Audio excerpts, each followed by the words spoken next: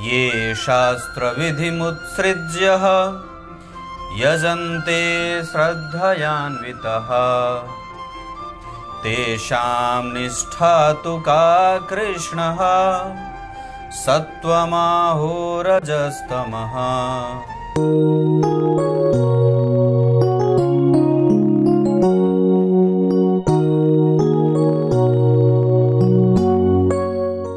प्रिय दर्शकों नमस्कार, एक बार फिर से उपस्थित हूं आप सबके सामने रविवार के कार्यक्रम में। सुबह इसलिए कुंडली विश्लेषण का कार्यक्रम नहीं लेकर के आया क्योंकि मुझे तबीयत ठीक नहीं लग रही थी, तो डॉक्टर के पास जाना पड़ रहा है। इस कारण से कार्यक्रम नहीं बना पा रहा हूं। शुरू करते हैं आज का कार्यक्रम। कहीं नहीं जाना है, बिल्कुल बन के रहिएगा। कार्यक्रम के आरंभ में बोलेगा गीता जी के श्लोक का भी अर्थ भी बताऊंगा और आप लोगों को बताऊं मैं यहाँ 12वां भाव और 12वें भाव से संबंधित एक छोटा सा कार्यक्रम आपको बताऊं कि अगर 12वां भाव शुभग्रह से प्रभावित हो, मतलब अगर कोई वहां शुभग्रह बैठा हो और खास करके अगर किसी शुभग्रह की राशि में शुभग्रह बैठा हो, है ना, अगर कोई ऐसे इसको पहचानने की शक्ति है। अगर ये भाव बलवान है तो आप 12वें भाव से संबंधित अगर व्यवसाय भी करेंगे तो बहुत ऊंचा और अच्छा चलेगा। 12वें भाव से संबंधित तो बहुत सारे व्यवसाय होते हैं जो बताऊंगा अभी इसी कार्यक्रम में। कार्यक्रम बंद के अंतिम तक देखिएगा, प्रत्येक दिन का कार्यक्रम अंतिम तक देखा करिए। बहुत सारी चीजें मैं बता जाता हूं जो आप लोग कई बार आरंभ में छोड़ देते हैं। तो कहने का अर्थ है कि 12वां भाव अगर बलवान है, बलवान होने का अर्थ है कि उस पे उसके मित्र की दृष्टि हो या वो भाव किसी भी तरीके से परिवर्तन योग बनाता हो या वो भाव शुभग्रह से आच्छादित हो, मतलब उसके दोनों तरफ शुभग्रह बैठे हों, एकादशवें और लग्न में। और ये 12वां भाव वस्तुतः सेवा भाव का होता है, शुश्रूषा का होता है। आप सामाजिक प्रतिष्ठा में कितनी योग्यता रखते हैं या आप सामाजिक सरोकार आपका कितना है, सामाजिक सेवा, समाज सेवा का क्षेत्र वहां से ही देखा जाता है।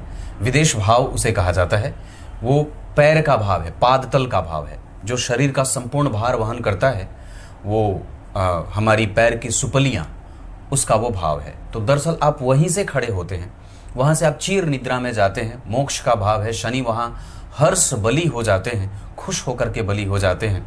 शुक्र वहां जाकर के आपको ऐश्वर्य और भोग का मालिक बना देते हैं। कोई भी शुभग्रह आपका व्यय नियंत्रित करता है। एक बहुत अच्छा प्रभाव यहाँ का ये भी रहता है कि व्यक्ति को बहुत धनवान बना देता है। अगर 12वें भाव में कोई शुभग्रह बैठ जाए, एक श्लोक है जो मैं यहाँ पढ़ देता हूँ, शुभग्रह प्रयक्षन्ति व्ययस्था विपुलम धनम। शुभग्रह प्रयक्षन्ति व्ययस्था विपुलम धनम, बहुत धन देता है, लेकिन वो भाव शुभग्रह से प्रच्छादित होना चाहिए। इसके अतिरिक्त अगर वहां पे कोई पापग्रह बैठा हो और क्रूर ग्रह की राशि में बैठा हो, जैसे सिंह राशि का शनि बैठा हो, तो ये बहुत अच्छा नहीं होगा। ऊपर से उस पे राहु की दृष्टि पड़ जाए या फिर उस पे केतु के साथ शनि केतु का प्रभाव हो, कोई शत्रु के घर में कोई ग्रह वहां बैठा हो, तो वो आपको राजदंड देता है, मतलब आपको जनता स्वीकार नहीं करती है।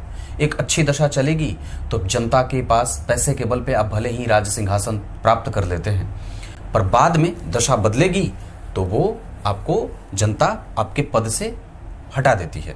यहां से राजदंड भी देखा जाता है, राजा के द्वारा दिया गया दंड।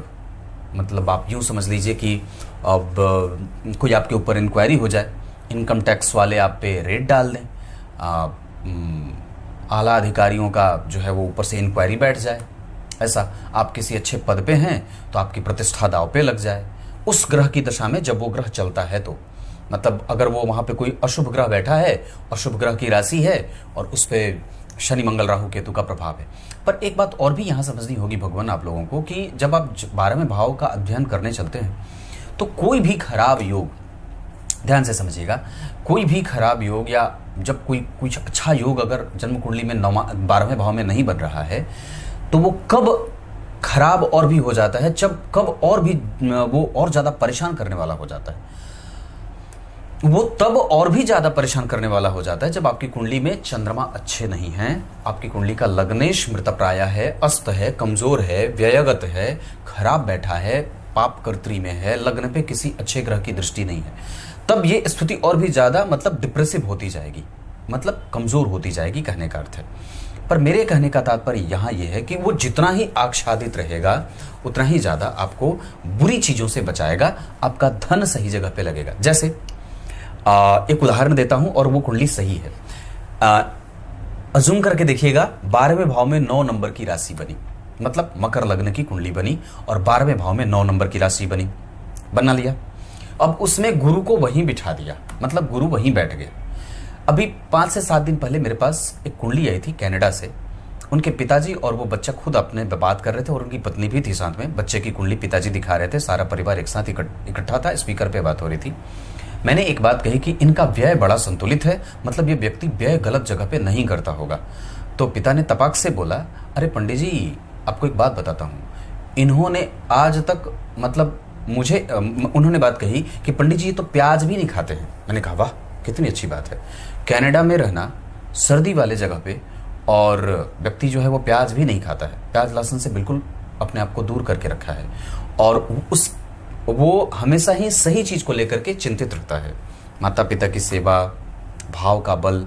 तो ऐसे ये आपको सकारात्मक परिणाम देते हैं, इसके बड़े अच्छे परिणाम मिलते हैं, आप समाज में प्रतिष्ठित हो जाते हैं। आप अगर किसी शहर में हैं, मान लीजिए मैं जैसे जहां हूं, तो अगर मेरी कुंडली में, जैसे मेरी खुद की कुंडली में 12वें भाव के मंगल 12वें भाव में ही बैठे हैं, ये ज्योतिषी बना देता है, ये ज्योतिषी बना देता है, मठ का अधिपति बना देता है, गौशालाओं का अधिपति बना देता है, मालिक बना देता है, धार्मिक संस्थाओं का उलेमा बना दे, अध्यापक बना दे, दूसरों को कुछ मतलब अगर मैं किसी से अपनी फी लेता हूं, जैसे मेरी जो दक्षिणा है, अगर मैं किसी से ले रहा हूं तो जो मैं उसको दूंगा वो अपनी शुल्क से ज्यादा दूंगा। तो वो ऐसा भाव है जो लेता कम है और देता ज्यादा है, समझ रहे ना। अगर वहां पे व्यक्ति की कुंडली में खराब ग्रह बैठ जाएं, अगर मान लीजिए शनि मंगल राहु केतु बैठ जाए या वहां पे कोई शत्रु के घर में कोई ग्रह बैठ जाए, तो अब वो व्यक्ति क्या करेगा, क्योंकि किसी दूसरे के लिए अपने जेब का खर्चा बढ़ा देता है। चाचा के लड़के की शादी है, खुद कर्जा ले लेगा, चाचा के लड़के को कोई फर्क ही नहीं है, चाचा किनारे हो गए और अपने जेब पे जो है वो उसका भार बढ़ा दिया। तो ये सब चीजें होती हैं। अतिरेक होकर के, भावातिरेक होकर के निर्णय गलत करवा देता है अगर वहां पे कमजोर ग्रह बैठे हैं। तो मतलब कहने का है कि आप काम क्या क्या कर सकते हैं, आप समाज सेवा का काम उठा सकते हैं, वृक्षारोपण कर सकते हैं, आपके शहर का जो सबसे उच्चतम अधिकारी है, जो सबसे बढ़िया नेता है, जो अच्छा व्यक्ति है, उससे आपकी अच्छी पहचान हो जाती है। उस समाज का जो सबसे प्रचंड बढ़िया विद्वान व्यक्ति है, उससे आपकी पहचान अच्छी हो जाती है। साधु संत महात्माओं का आशीर्वाद मिलता है, आप निद्रा अच्छी लेते हैं। मेरे पास एक मुजफ्फरपुर से कुंडली आई थी, उनकी कुंडली में 12वें भाव में शनि बैठे थे और 9वें स्थान में मंगल बैठे थे। आपको मैं ये कुंडलियां ऐसे बताता हूं ताकि आप उसको समझ सकें। तो 12वें भाव में शनि बैठे थे और 9वें स्थान में मंगल बैठे थे। तो मैंने उनको कहा कि भगवान आप जाकर के पहले अपने स्वास्थ्य का जांच कराओ। तो उन्होंने कहा पंडित जी मुझे कुछ नहीं हुआ है। मैंने कहा जाके चेक कराइए। तो लखनऊ पीजीआई में जाकर के उन्होंने चेक किया तो डॉक्टरों ने कहा कि आपका दिमाग पिछले 5 सालों से बहुत अच्छे तरीके से सोया नहीं है और ऑक्सीजन की कमी आपके रक्त को है ज्यादा, मतलब शरीर को जितना ऑक्सीजन मिलना चाहिए उतना वो नहीं मिल रहा है। तो उन्होंने बाद में अभी कुछ दिन पहले बात मुझसे किया कि पंडित जी आप बोले थे मुझे, मैंने चेक कराया तो मेरे अंदर ये बीमारी निकली कि मैं जिंदा कैसे हूं, क्योंकि मेरे शरीर को जितनी ऑक्सीजन मिलनी चाहिए उतना मैं ले ही नहीं रहा हूं, नींद मेरी पूरी होती ही नहीं है और ऑक्सीजन लेवल 50, 60, 70, 80 तक इतना लेवल है, पता नहीं कितना होना चाहिए, पर उन्होंने मुझे इतना कहा कि एकदम कमजोर है। डॉक्टर साहब आश्चर्यचकित थे कि आप जिंदा कैसे। तो ऐसी बीमारियां देते हैं जो छुपी हुई हैं, मतलब आपको दिखेगा नहीं पर वो आपके अंदर है।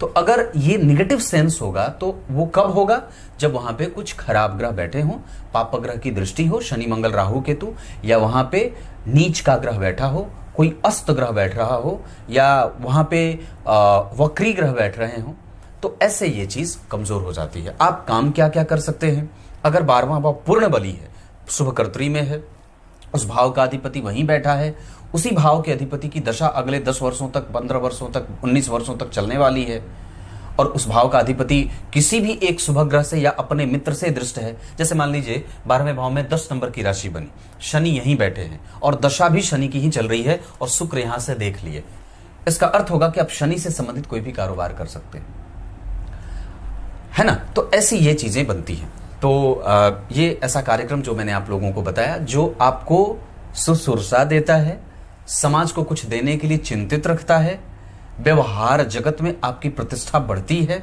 सामाजिक पद बढ़ता है, व्यक्ति संस्कार से युक्त होता है, श्रेष्ठ होता है।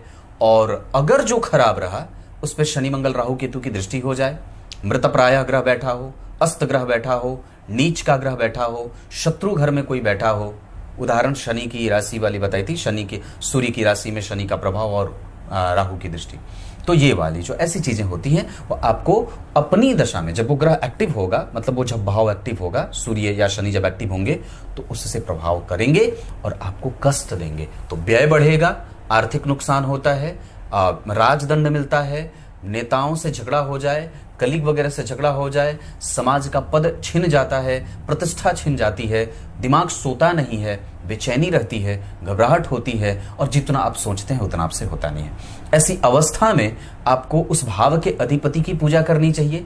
और अगर लग्नेश मजबूत है तो लग्नेश की आराधना करनी चाहिए। आदित्याय नमः का जप किसी भी लग्न के व्यक्ति को कर लेना चाहिए, किसी गुरु से सीख करके, समझ करके। श्री हरि स्तोत्र का पाठ करना चाहिए, श्री हरि स्तोत्र का पाठ वो करना चाहिए, उसको सुनना चाहिए। विष्णु सहस्त्रनाम का पाठ करना चाहिए, दशरथ कृत शनि स्तोत्र का पाठ करना चाहिए, भगवान मनु के द्वारा जो सूर्य मंडल स्तोत्र है, सूर्य का स्तोत्र है, वो करना चाहिए।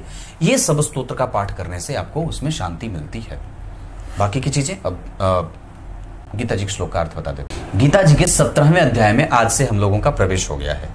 यहाँ अब अर्जुन भगवान से पूछते हैं कि जो व्यक्ति धर्मशास्त्र से युक्त होकर के भगवान की भक्ति करता है, साधना करता है, उसकी भक्ति कौन सी भक्ति कही जाएगी, सात्विक भक्ति या राजसिक भक्ति?